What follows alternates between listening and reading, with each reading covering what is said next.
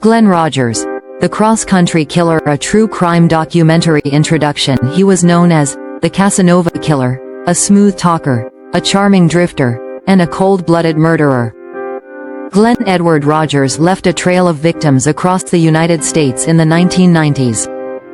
But his story goes far beyond just his confirmed crimes.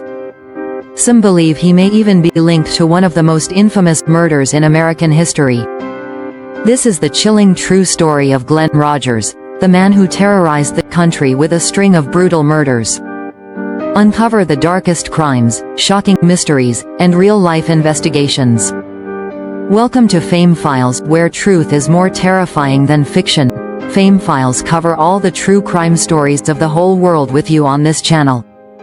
Stay connected with us and keep watching daily true crime stories on Fame Files. Early life and troubled beginnings. Glen Rogers was born on July 15, 1962, in Hamilton, Ohio. From an early age, those who knew him described him as unpredictable, even violent.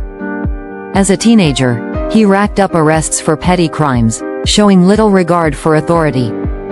By the early 1990s, Rogers had become a transient, bouncing between states, working odd jobs, and charming women wherever he went. He had a silver tongue and a dangerous temper, a combination that would soon turn deadly. The murder spree begins.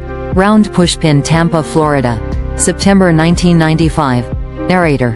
In 1995, Glen Rogers' killing spree began. His first known victim was Sandra Gallagher, a woman he met at a bar in Van Nuys, California. After a night of drinking, Sandra was found dead, her body burned inside her own car. It was a gruesome crime, but it was only the beginning. Within weeks, the bodies began piling up. Round Pushpin, Jackson, Mississippi, November 1995. Narrator. Next was Linda Price, a woman Rogers had been dating in Jackson.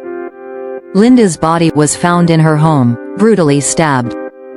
Friends recalled seeing Rogers with her just days before her murder.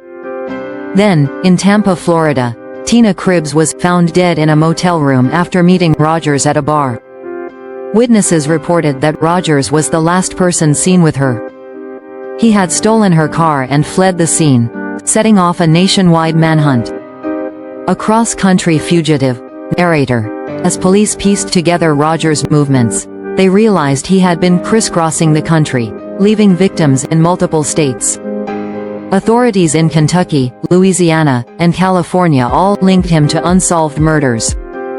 With law enforcement closing in, Rogers made his final mistake.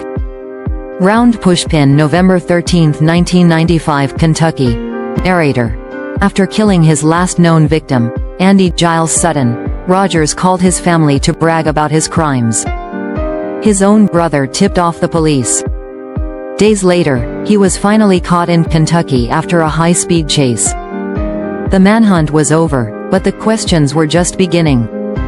The trial and conviction. In 1997, Glen Rogers stood trial for the murder of Tina Cribbs. The evidence against him was overwhelming. He was found guilty and sentenced to death in Florida. Later, he received a second death sentence in California for the murder of Sandra Gallagher. To this day, he remains on death row. But the most shocking claim about Glen Rogers was still to come. Did he kill Nicole Brown Simpson? Narrator.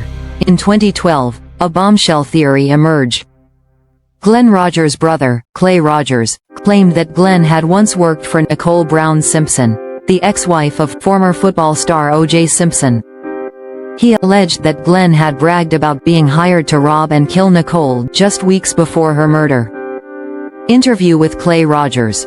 While most experts dismiss the theory, some believe Rogers' cross-country killing spree suggests he was capable of the crime.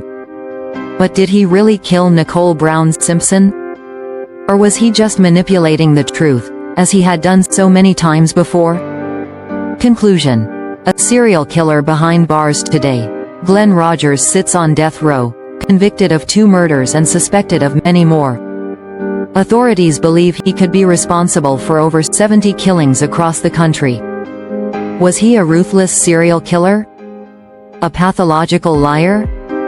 Or something even more terrifying? The truth may never be fully known. But one thing is certain: wherever Glen Rogers went, death followed. And that's the end of this story, but there are many more to uncover. If you love true crime and mysterious cases, don't forget to like, share, and subscribe. Until next time, stay safe,